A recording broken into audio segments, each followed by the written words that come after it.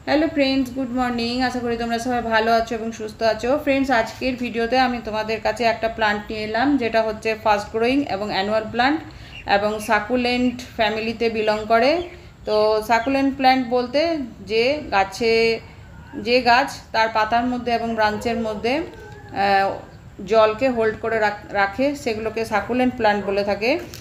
Are एई प्लांटटा प्रचुर नाम आछे जेगुलो होच्छे कमन नेम, जेगुलो होच्छे मस रोज, 11 o'clock, रोज मस, मैक्सिकान रोज, सान रोज, टेबिल रोज, रक रोज और मस रोज साकुलेंट।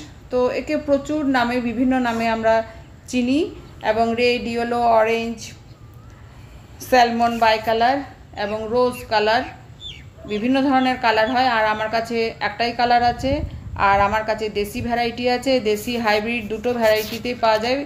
हाइब्रिड भ্যারাইটির ফুলগুলোর মাঝখানে একটা অন্য কালার থাকে আর দেশিগুলো মোটামুটি এক কালারেরই হয়ে থাকে।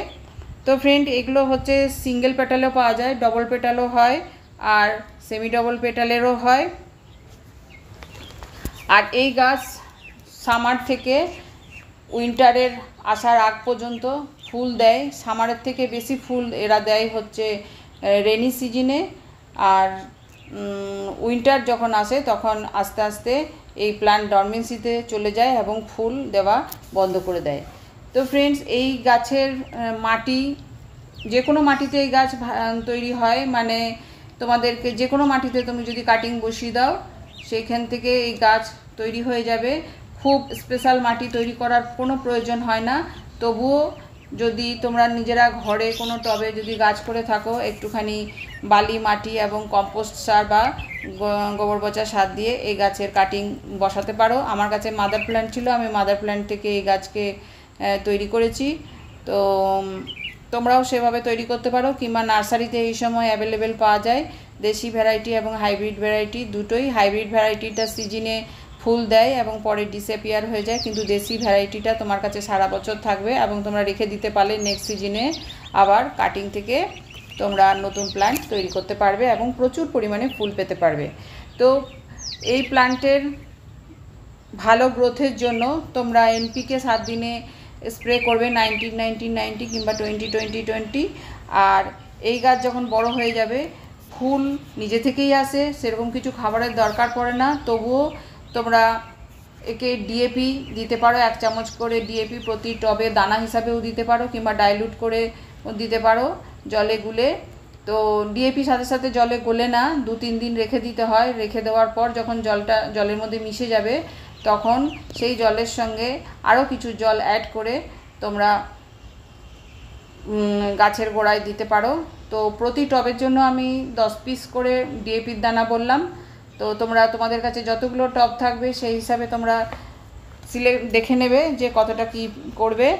আর আরও বেশি যদি তোমরা ফুল পেতে চাও, এই গাছে মাটিতে একটুখানি পটাশিয়াম দেবে, একটুখানি ফসফরাস রিচ ফুড দেবে, আর তোমরা সাথে তো ডিএপি দিচ্ছই। এইভাবে এই গাছকে বড় করবে এবং ফুল সানলাইটে রাখবে। এবং এই গ্রীষ্মের গরমে একে 2 বার করে জল দেবে এবং ভালোভাবে জল দেবে, গাছকে ভালোভাবে স্নান করে দেবে, গাছের মাটিকে ভালোভাবে ভিজিয়ে দেবে। আর এই গাছকে সেমি শেডে বা গ্রিন নেটের ভেতরে রাখার কোনো প্রয়োজন নেই। খুব সুন্দরভাবে তোমরা ফুল সানলাইটে, ডাইরেক্ট সানলাইটে তোমরা রাখবে, কোনো চিন্তার কারণ নেই। ইজি টু গ্রো প্লান্ট এবং খুব সহজভাবে তোমরা তোমাদের গার্ডেনকে কালারফুল করতে পারবে। আর এই প্লান্ট থেকে তোমরা ডিজাইন করেও গাছের ডিজাইন করে নতুন কিছু করতে পারো, নতুনভাবে গার্ডেনকে সাজাতে পারো। তো আপাতত আমি করিনি, আমিও চেষ্টা করব ওরকমভাবে করার।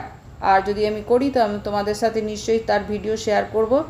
তো ফ্রেন্ডস, এইভাবেই তোমরা তোমাদের বাগানটাকে সাজিয়ে ফেলো। গ্রীষ্মকাল চলে তো এসেছেই, প্রচণ্ড গরম, এখনও তোমরা করতে পারবে। আমি এখনও কাটিং লাগাচ্ছি, যে এগুলো আগে লাগিয়েছি এবং এরপরে আরও কাটিং তৈরি হচ্ছে, সেখান থেকে আমি আরও নতুন নতুন পটে আমি বসাবো।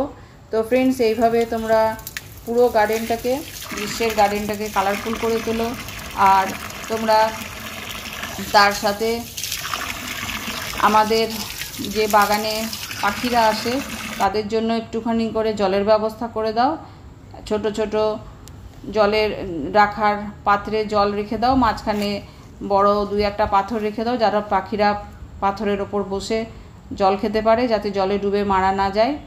তো এই গরমে যেমন আমাদের মানুষদেরও জলের প্রয়োজন, গাছদেরও জলের প্রয়োজন, পশু পাখিদেরও জলের প্রয়োজন।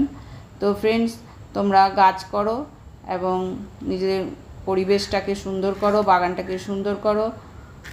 তো আজকে আমি বিদায় নিলাম। নেক্সট ভিডিওতে আবার দেখা হবে তোমাদের সাথে, নতুন কোনো প্ল্যান্ট নিয়ে আসবো তোমাদের কাছে। তোমাদের যদি ভিডিও ভালো লাগে অবশ্যই লাইক, কমেন্ট এবং শেয়ার করো। কিছু জানার থাকলে কমেন্টে জানিও। নেক্সট ভিডিওতে আবার দেখা হবে ফ্রেন্ডস। By friends.